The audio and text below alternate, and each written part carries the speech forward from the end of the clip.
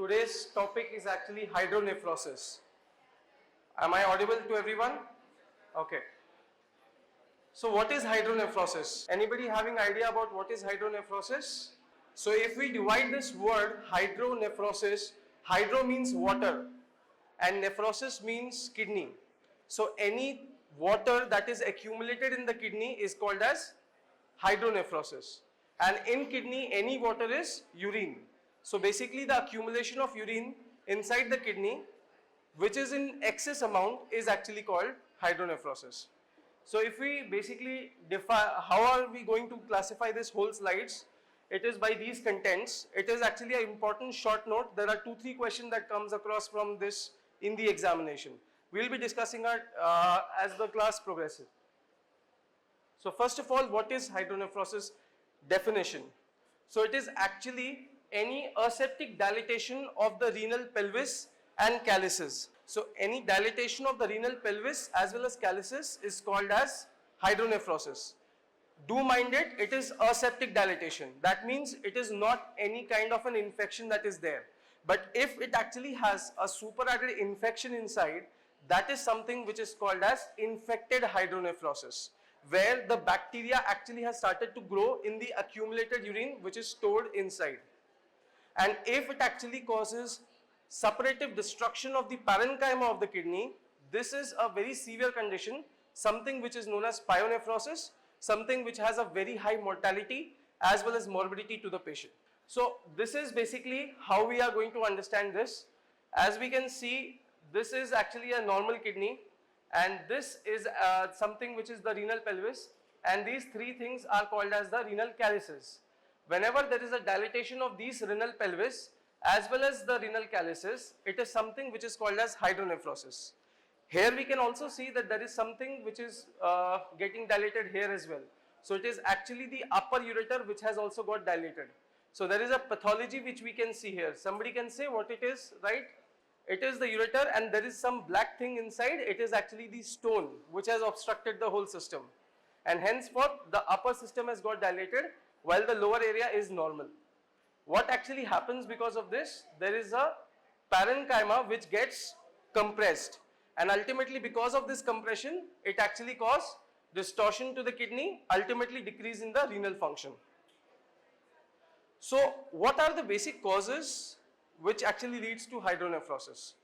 So it is basically having certain primary causes and certain secondary causes. Primary means it is present since birth. It is idiopathic causes, it's a congenital PUJ obstruction. You have heard about the word congenital PUJ obstruction, definitely. Apart from that, there are multiple acquired causes, which is including unilateral as well as bilateral. First, we are going to discuss about the unilateral causes.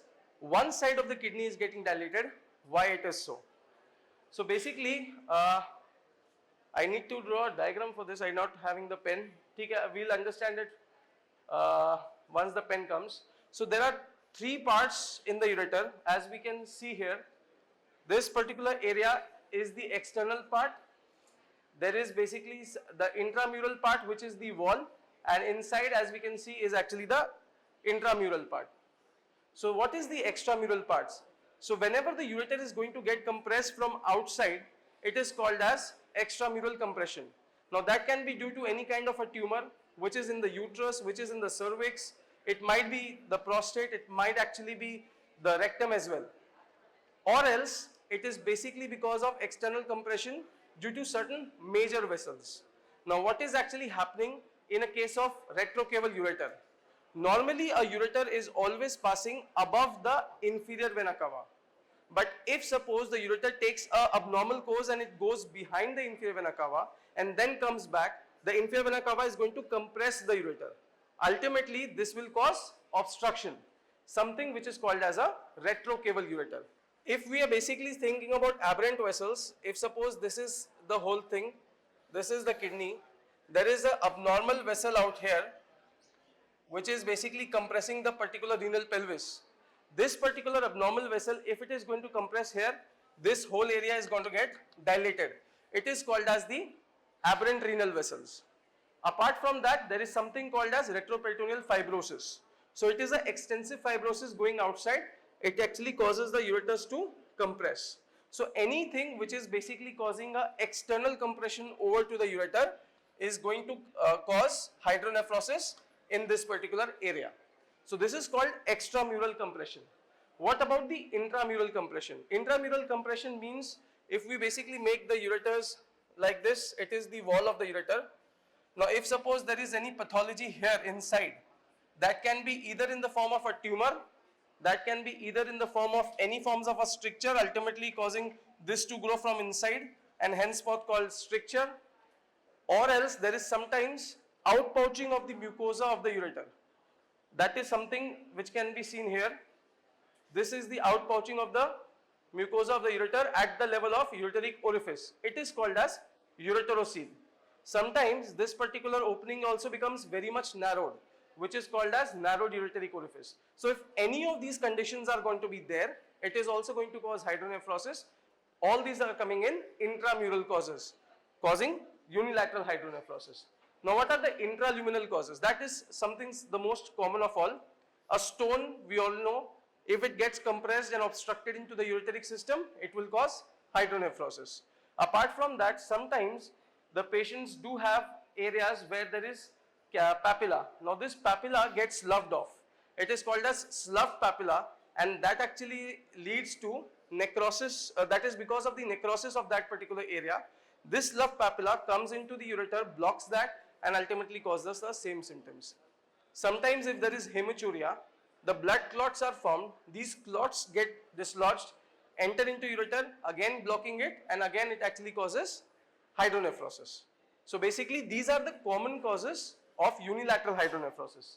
What are the basic causes of bilateral hydronephrosis? Now if we basically see that this is the whole system out here, there is another ureter out here, and we are basically making a bladder here.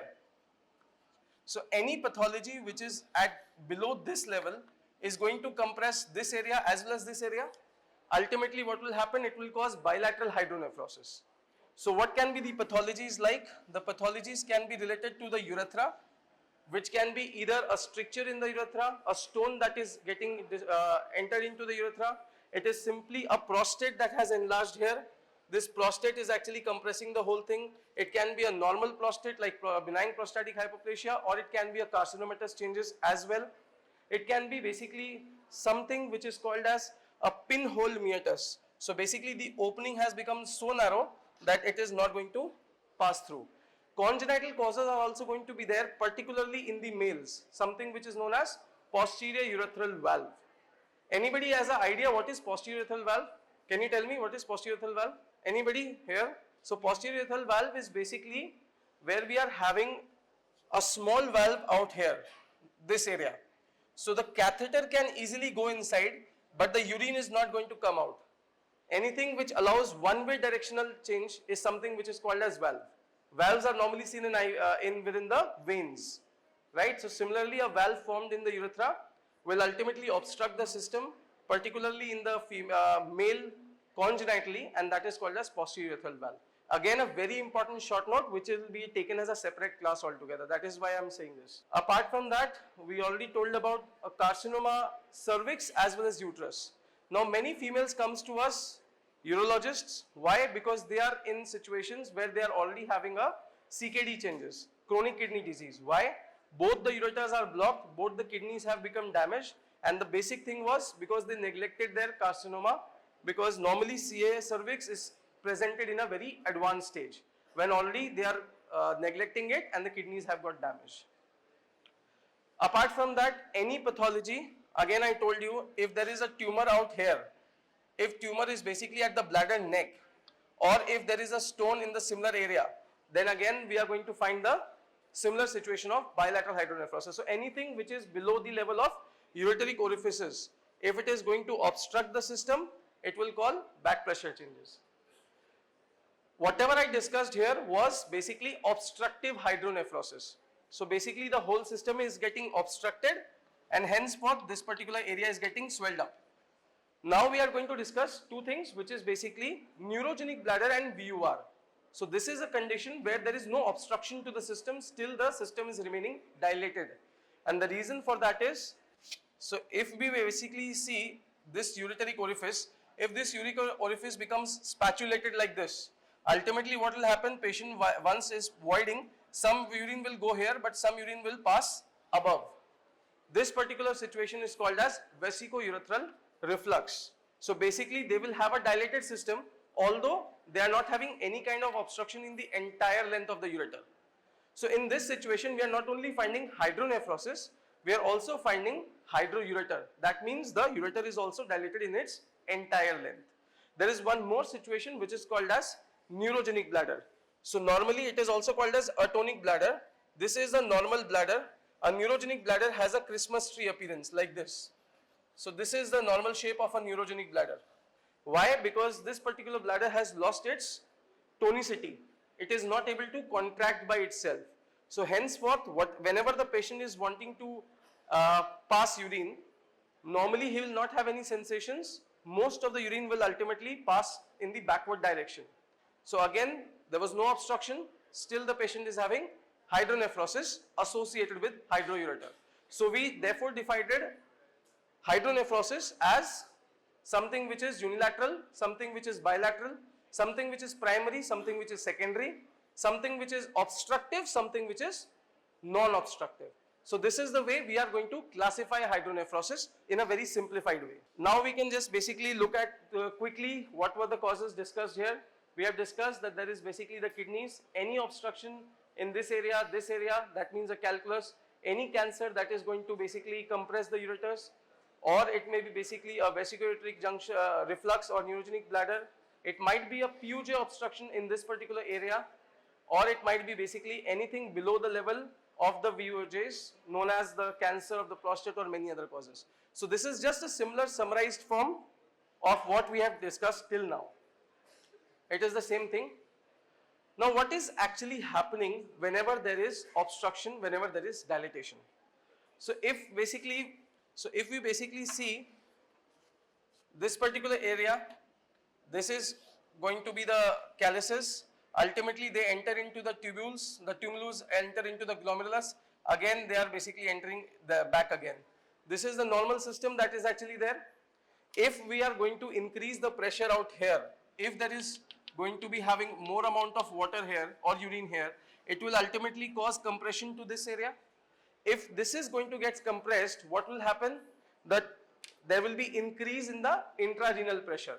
This increase in the intrarenal pressure is going to compress the renal vessels. Now this renal vessels, once they are compressed, the RAS system gets activated. And once the RAS system gets activated, it tries to compensate the decrease in the urine output because of the compression. And henceforth they are releasing certain things which is called as nitric oxide, which is causing dilatation of the renal vessels again. But if suppose this particular area is remaining obstructed and this particular compression goes further increasing and it actually becomes like this, this is a situation which becomes a decompensated phase where RAS is not going to help any further.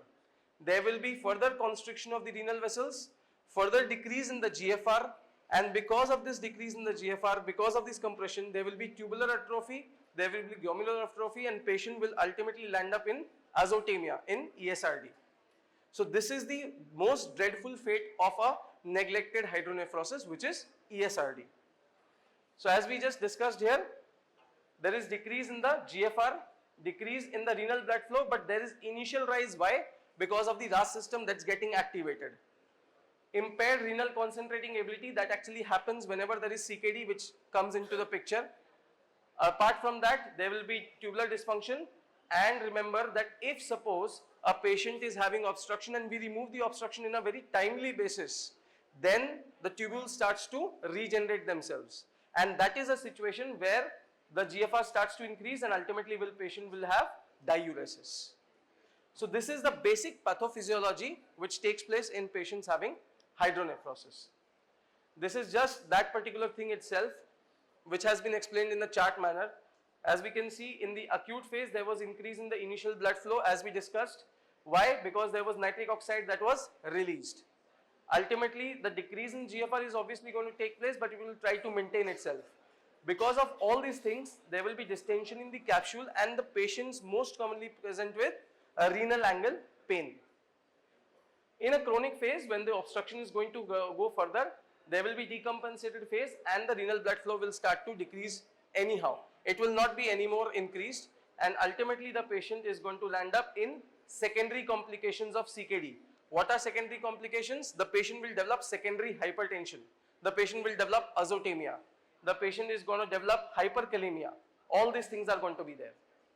I just told you that if we are able to release this obstruction on a timely basis, we are going to see something which is known as post-obstructive diuresis. So it is basically a very boring chart. This was the easier way to just solve it out, right? But this chart has to be remembered because this is the way you are going to illustrate it in the exams.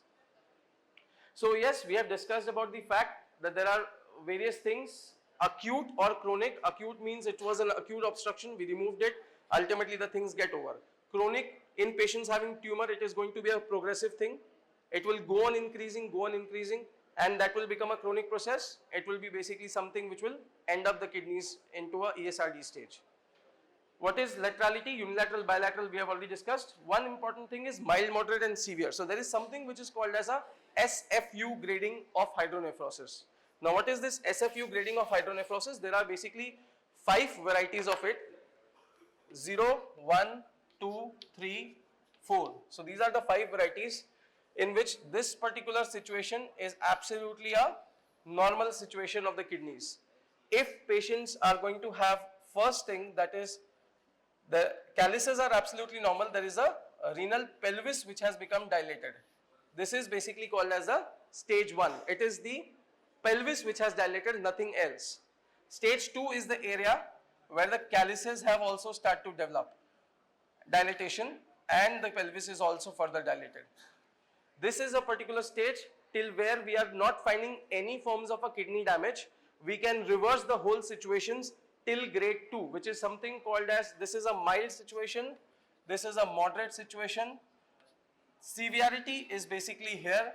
This is the most severe, this is less severe, but both are in a severe state. Why severe? Because the renal damage has started. In this particular area, normally what is the calyces look like? It is actually like this. Then there is initially straightening of the calyx. Then there is something which is called as cupping of the calyx. Then there is something which is called as the extra cupping of the calyx. This is the way it is actually getting dilated. Here it is going to compress. Here the parenchyma is okay. But in this particular situation, it actually has started first time to compress the parenchyma. This has become bit less. The parenchyma thinned out. And in this situation, this has become a bag of urine and it is like this. There is no such parenchyma. So this is called as a SFU grading. Again, a very important one. Again, this is something which actually comes in the exams. So you have to remember this particular situation. It is actually classified in the form of mild, moderate and severe. Now how we are going to present the, what are the clinical presentations? See, when we have discussed what are the causes of hydronephrosis, it becomes very easy to find out what are the symptoms. Because the underlying causes, what is going to be the symptom for a stone? Normally a stone will cause pain. So patients will come with a renal angle tenderness, or if the ureters are getting compressed, it will be basically radiating towards the groin. This particular area causes distension. This distension ultimately brings about nausea and vomiting. So this is 2 classical symptoms of stone. One is basically a pain, the other comes out as nausea and vomiting. This is one thing. If the urine is basically remaining for long period, they will have superadded infection. That is something which will bring about fever, which will bring about chills and rigor. If we are having any kinds of a tumor, it can bring about blood in the urine called as hematuria. So basically it's very easy to understand the clinical presentation, which is if we have understood what is basically the causes of the hematuria. Apart from that, we already have discussed that if the things go haywire, they will basically end up into a ESRD. What are the 2 symptoms of ESRD? One is a decrease in the urine output. The other comes out as a hypertension within the chronic cases. If basically we develop the grade 5 sort of situation, it will be a bag of kidney which is hugely enlarged. So ultimately the patient will present with a huge lump inside, and that is a abdominal mass. So each and everything has been explained. pain, hematuria, mass, UTI, fever, nausea, vomiting, urine output, hypertension. Nothing needs to be remembered, just you need to remember what are the causes. You can easily make out what are the basic symptoms. What about the bilateral hydronephrosis? So we already know prostate is actually having certain symptoms. Last day we had discussed about what is fun group of symptoms and what are the obstructive symptoms. That is something called as lower urinary tract symptoms. So patients who are basically coming with all the features of hydronephrosis, but apart from that also complaining that they are passing urine in a very slow manner, they are having straining while they void, they are not able to completely clear their pee or any of that symptoms of LUTS. It is a situation where prostate has to be also kept in mind. Also, a urethral stricture has to be kept in mind. So bilateral hydronephrosis coming in the imaging study, patients are complaining of pain both sides. We are basically finding this is an old age or a young age patient. Young age patients mostly have strictures, old age patients mostly have prostate symptoms. So we have to keep it in mind, we have to open our minds completely. How do we basically go about with the investigations? What is the first step of investigation? Any patient comes to you, he is having hydronephrosis. How will you start with the investigations? Yeah, how will you basically start with the thing, proceed with it? So basically this is the most important thing that we make a mistake. We will never give a direct intravenous pyelogram. We will be first taking a history examination. Any of the clinical examiners will ask you how will we go about it. We directly say we go about with USG, we directly say we go about with IVP. In a particular clinics, the first thing is always history. History tells you most of the things. Again, we discussed about the fact that there is a chance of UTI. So we have to take out whether the patient had any history of fever, patient had any history of chills and rigor. Patient underwent any forms of surgery, developing a stricture, that is again a history. Patient is having any history of hematuria, any history of trauma, any history which is basically pertaining to chances of malignancy. So these things has to be there. A person who is landing up to me for the first time with hydronephrosis, almost in 30 to 40 years of age, and they had no symptoms till this point of time, and still now they have no symptoms, only in their routine examination they were found to have large hydronephrosis. We should always ask them that they had a previous scan done or they had an antenatal checkup that was done or not, because this can be a case of PUJ obstruction. So basically this antenatal or prenatal checkups are also very important. What is the basic things that we are going to see in the clinical examination? I just said that if it becomes a bag of kidney, it can present in the form of a mass. If it is basically having stones, it can actually present with pain. So any renal angle tenderness, any mass in this particular area, you actually have to feel that, right? Signs of infection and systemic illness, this is something which is when there is a hydronephrosis associated with UTI. And if it is basically becoming exceedingly high, then it may land up the patient into sepsis, okay? Now the area comes, you said that you will do IVP. But before that, you are going to do certain blood investigations as well, right? So what are the basic blood investigations that we do? We go for a complete blood count, where we are going to find leukocytosis. So we basically get an idea, yes, there is a chance of infection. We are going to do urea creatinine. We have to assess the kidney function. We know that the most deadly complication is that the kidney is going to get damaged. So urea creatinine comes into the picture. We know that there is a chance of urinary tract infection that is always there. So a urine analysis and a urine culture becomes an important study altogether. ESRD has developed or not will be understood by the chances of proteinuria. So we can also get an idea through the help of creatinine as well as through the help of urine analysis, right? Then comes the imaging investigations. So all these things, till now everybody has understood what is going on there, okay? So as we go further, the first test that we basically do, everybody knows, okay, let's do a USG, ultrasound. So what are the informations that we are going to get from a USG? A USG is saying that the kidney is swelled up. There is hydronephrosis present, there is hydronephrosis absent, but we don't know the cause of it. To find out the cause, further investigations might be required. It can say you idea about kidney stones, it can say you idea about the cortex thinning or not. Now, as we point out here, this is the normal kidney. This is basically the whitish area, which is the medulla. This blackish area is the cortex of the kidney. And as we see here, the cortex is almost thinned out. Medulla is also compressed, as we can just see.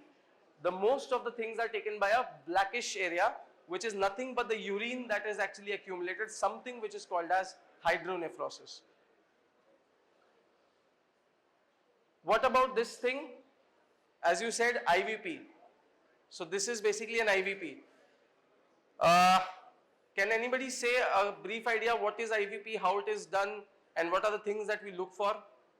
True. So somehow you know that the basic thing is you have to put in a dye, and that particular dye is scanned through the help of an X-ray.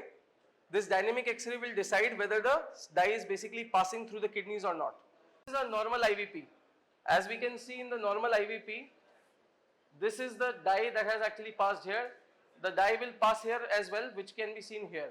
So both the kidneys are draining well, both the ureters are actually getting illuminated. So this is actually the normal IVP. Again I am showing, this is the pelvis area, this is the ureters which have become enlightened. In this particular situation you can see that this area, the ureters can be basically traced down. This is the bladder which is having dye inside. This area is having certain problematic area. This is the dilated pelvis, this is the dilated calyx. The entire system has become dilated. There is no dye which is passing in here.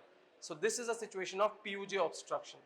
Okay. So as we were saying that PUJ obstruction, what it is? So it is basically an area where the pelvis is having accumulation of urine, but because of certain cells that is absent at that particular level, which is acting as a pacemaker to pull the urine down into the ureter, it is absent. So ultimately they are not able to pass the urine forward. Okay. This is further up. This is a partial PUJ obstruction. As we can see, there is dilatation, but we can see a streak line that is going down as well. So this is something which is a partial PUJ obstruction. Remember, this will remain dilated at the PUJ level. It will be basically non-dilated area. So this is called as a partial PUJ obstruction. If we have understood that there is hydronephrosis, we need to find out what is the cause of it. I am time and again saying you that the first thing is going to help you the entire way. If we know the cause, we can treat that, right? So if we know the cause, we have to understand what is the cause and what is the level of obstruction, whether it is stone, tumor or anything. How can we define it? With the help of a CT scan. If we do a contrast study, we can also define whether there is a good cortical function, whether the basic drainage is also good or not. So we basically say it as CCT-KUB along with a urography. So urography is something which is helping us to define the basic drainage of the kidney. So if a patient is not able to undergo a CT scan, why? Because they have a pacemaker, because they are basically pregnant, they are children, small children. In that situations, we are going to do a MRI. So first what we did was a history taking. Second what we did was clinical examination. Third what we did, certain routine investigations including urine test. Fourth was the initial USG. We found there was hydronephrosis. What we supported was with the CT scan and a urography. We find that the kidney is hugely swelled up. Now, is it possible to repair this kidney? Is it possible to salvage this kidney? Whether this kidney is actually functioning or not, how will we understand that? It is something called as the functional renal scan, which will help us to find out. Dr. Ranjan Dey sir, actually, I think in the last class, he mentioned that you people were interested in getting knowledge about the nuclear scans. So basically, there are 3 nuclear scans, 2 most commonly done in India. One is called as a DTPA scan, the other is something which is the MAC3 scan. Again, an important MCQ. Now you people are always oriented with MCQs. DTPA, you have to remember the full form. It is diethylene triamine pentacetic acid. And what it is helping us to tell, it is helping us to tell what is the level of percentage of one kidney with respect to the other, as well as whether the system is obstructed or it is basically having no obstruction inside. A normal curve of a DTPA, as we draw, normally it goes up, the basic dye has entered inside the kidney, and once it is basically coming out, it should fall down. This is a normal curve of a DTPA scan. We basically give a Lasix injection or a furosemide injection at this point of time if we basically feel that there is an obstruction but still it is partial.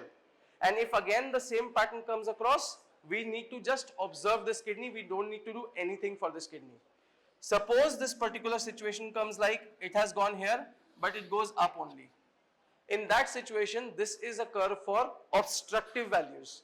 The patient is not able to pass urine forward into the ureters, and henceforth, this is an area where we require intervention. This is an area where we require surgery or anything else. I had told you one thing, that there is something called as vesicourethral reflux, more commonly seen in children, who are having recurrent UTI. We should always go for something which is called as MCU, micturating cystourethrogram, or VCUG, which is voiding cystourethrogram. What we are basically saying here is, we are putting in dye inside the bladder.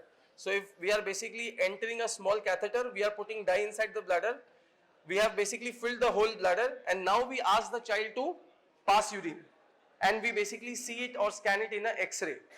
If we see that the urine is not passing down, but rather it is going up, this is something which will help us to understand this is a case of VUR. So this helps through the help of VCUG. If suppose we are confused with all the diagnosis, even with all investigations, then the last resort is obviously a interventional resort, which is called as retrograde pyelogram. Retrograde pyelogram is actually a basic thing which we do through a endoscopic investigation. Endoscopy in a bladder is called cystoscopy.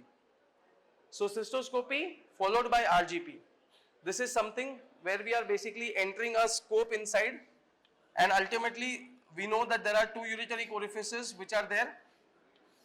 We basically push in the dye from here, and ultimately it goes here, and we are dynamically seeing it under the X-ray. This is called as retrograde pyelogram.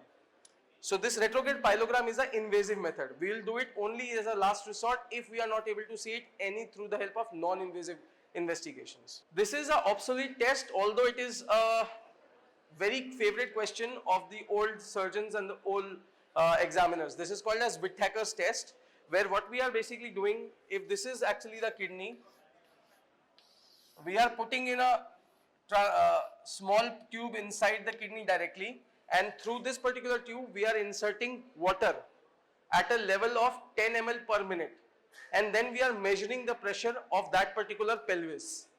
If it is basically going to excrete urine, then in that situation the pressure will not rise. But if it is not able to excrete urine down, then the pressure is going to rise up and up and up. So any pressure which is above 15, it is something which is actually above 22 is something which is called as obstruction. Obsolete test, it can be done on the bedside, and it was done in earlier days, so it's the favorite question of clinics of an old surgeon. So this is basically the algorithm. We did a USG to know basically whether there is hydronephrosis or not. We did a CT or an MRI to know what is the cause and the level of obstruction. We did a DTPA or a MAC3 to know whether the functioning kidney was there or not. We need to salvage it or not. If we are basically suspecting a VUR, we did a VCUG. We did certain lab investigations, and if nothing is going to give the answer, we basically go for an invasive investigation called as RGP. Okay. Actually, it was a PPT. I have converted from Keynote to PPTX, so certain things have got cut. Okay, so what is the management like? The management is basically treatment of symptoms. The management is we have to decrease the damage to the kidneys. It is basically hydronephrosis causing damage to the kidneys, so we have to decrease that particular thing. We have to treat the symptoms, we have to treat the cause as well. So this is the basic outlines where we are going to do it. Complications, as we already know, what can be the complications? Pyonephrosis. Also, it is something which is ESRD. So we cannot go by this. Relieving obstruction means remove the stone, remove the tumor, or anything which is obstructing. Preserving renal function, if we are going to remove that particular cause, we are automatically going to preserve the renal function. This is something which you need to just remember. If a patient comes with pain, you give analgesics. If a patient is basically having any forms of a stone, we basically prescribe alpha blockers. Alpha blockers act on the ureter, and they basically cause the ureter to get dilated up. So ultimately, it will cause the stones to pass through or any obstruction to get cleared up. So that is why alpha blockers are going to be given. Diuretics is something which is only given if we have to see that the kidney is actually functioning or not, and the patient is not forming urine, or it is actually forming urine. And monitoring of the renal function and hydronephrosis, that can be done by lab investigations, that can be done by anything else then. So what are the basic surgical managements that we are going to do? So a patient has come to us, we know that there is an obstructed system. What are the things that can be done? So we can just simply do certain temporary procedure like a stenting. So stent basically is a situation wherein if this is basically the kidneys, this is a swelled up area, the bladder is there and the stone is there. We can just remove the stone, we can pass in a stent from here to here. This is called as a double J stent. Why double J? Because there is basically a J here, there is basically a J here. So it's called as a double J stent, which is from the kidneys to the bladder, and this ureteric stent is actually going to bypass the whole things. We put stents in the heart, in the similar way we put stents here as well, but the heart stents are never taken out, this is taken out. So this is always a temporary procedure. Stenting is a temporary procedure. If suppose the basic thing, the stone was so impacted that we are not able to pass the stent from here, and the kidney is getting damaged further up, the creatinine is something which is basically going on increasing. The patient is coming in sepsis and fever, we have to first not treat the stone but to prevent sepsis and to preserve the renal function. So how we are going to do? We are basically put in a tube here, and this tube is basically a direct area through which the urine is going to start draining. It is something which is called as percutaneous nephrostomy. So percutaneous means through the skin, ultimately passing a tube directly into the kidney, and henceforth making a passage for the urine to pass through. This is called as percutaneous nephrostomy. What is pyeloplasty? It is actually the name of an operation for PUJ obstruction. We'll discuss that. And endoscopic stone removal, this is nowadays, you people already know, stones can be removed through microsurgery. So it is endoscopic stone removals. Okay. So stenting I have already discussed. Anything which is including the stones, or it is stricture, or it is tumor, we have to just relieve the obstruction, and we are going to basically place in the stent like this or a nephrostomy like this. Why are we placing the nephrostomy? Because we were not able to stent that particular patient. Sometimes the patient has infected hydronephrosis or a pyonephrosis. Always remember, pus is a very viscous area. It is not going to pass so easily through the ureters. So we require a wide bore drainage. In that situation, we put in this particular tube which is much wider, and the pus can come out through this. So infected hydronephrosis, treatment better is always not the stent but the PCN or the percutaneous nephrostomy. Next we come to is the definitive surgical options.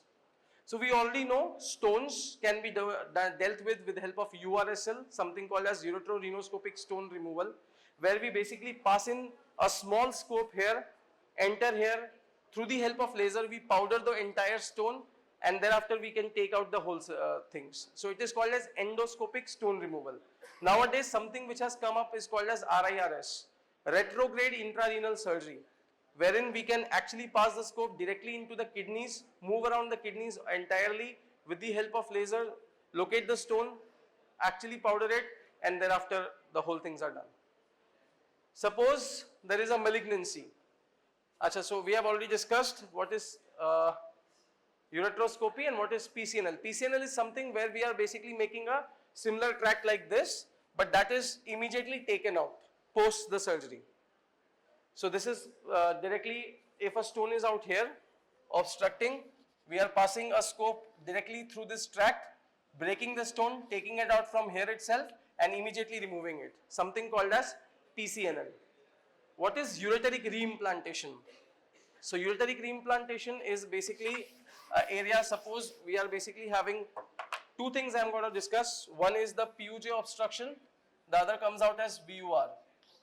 So PUJ obstruction, we already know that this is the situation, this whole dilatation, and then the ureter is absolutely narrow. Okay. So what we do in this PUJ obstruction, we are going to excise the excess of the dilated area, which is the pelvis, and we are going to excise this particular segment which is having the whole problem. It is not allowing the urine to pass through. So from here we are again excising, and thereafter we are joining this particular, this is the situation now and this is the situation now. So we are actually joining these two ends and ultimately creating a dependent drainage. This is something which is called as Anderson-Hines dismembered pyeloplasty. What is dismembered? That means you are basically removing this segment. If we are not removing this segment, it is called as non-dismembered pyeloplasty. Something which is Foley's VY pyeloplasty, something which is basically the Davis intubated ureterotomy. Just you need to remember this, don't enter into the details of it. Okay? And what about the ureteric reimplantation? So ureteric reimplantation, we already know that there is that this is the bladder and this is basically the ureteric orifices.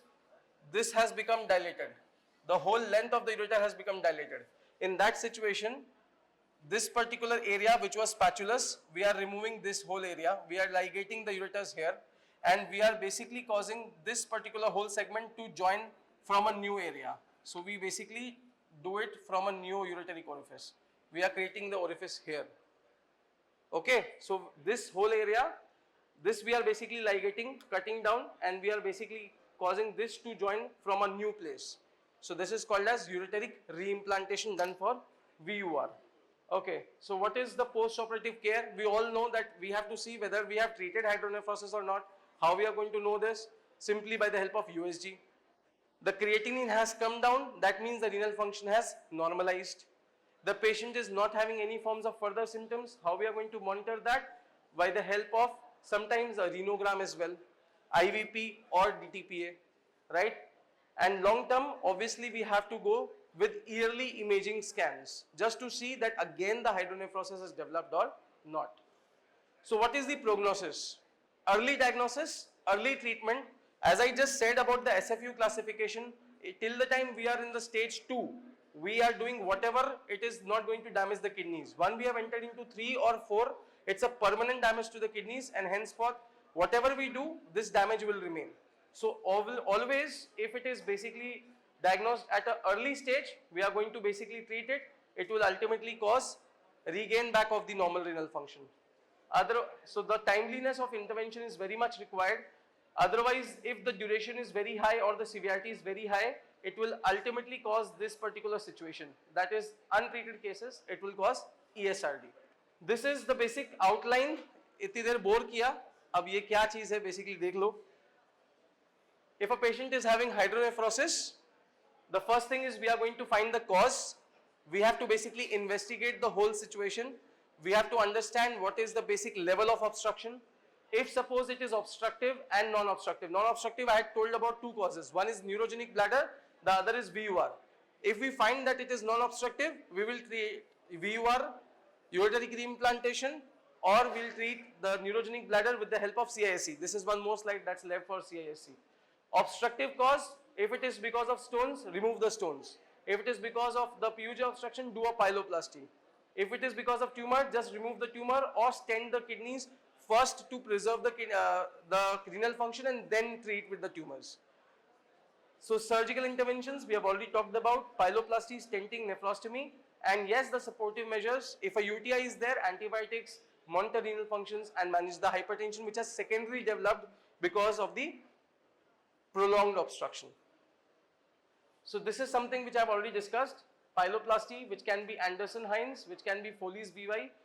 It is dismembered or not. This is the diagram that I just showed you, where we were basically cutting this particular excess segment, and this is the segment which is basically disturbed. So we are cutting this segment as well.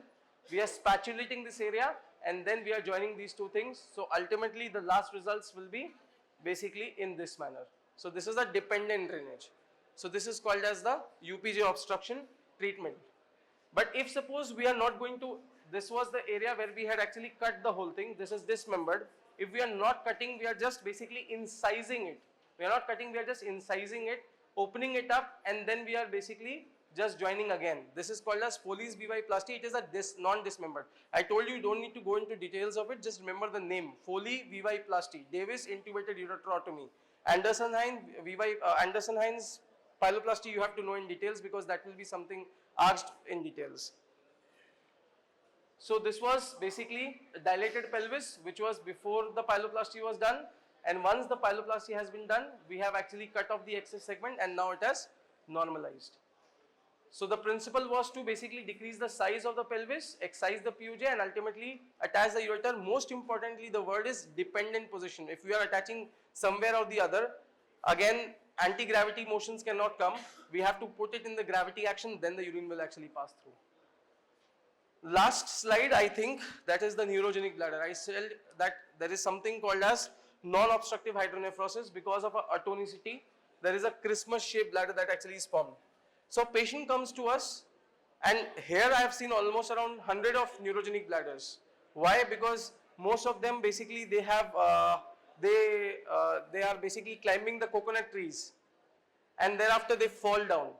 Ultimately, what they land up is with a spinal cord injury. This spinal cord injury causes the crushing of the nerves which are supplying the bladder, causing the disruption of the sensations from the bladder, from the brain to the bladder. Ultimately, they have no sensations. They come with a atonic bladder, a whole bladder that is becoming palpable. They are not able to have sensations, so they are not able to pass urine, ultimately landing with neurogenic bladder. So what is the treatment like? There is no specific surgery for it, but ultimately we have to put in self-catheterization. So this patient is asked to do self-catheterization, which we teach them, which has to be done thrice or 4 times in a day. Okay? This is the basic approach. Thank you. Any questions you may ask me. Normally, when we are basically in the class, I was in at your stage, I also had no questions. I said, "Bhai, class khatam hui, we'll run up." But if there is any questions, you may ask. Okay.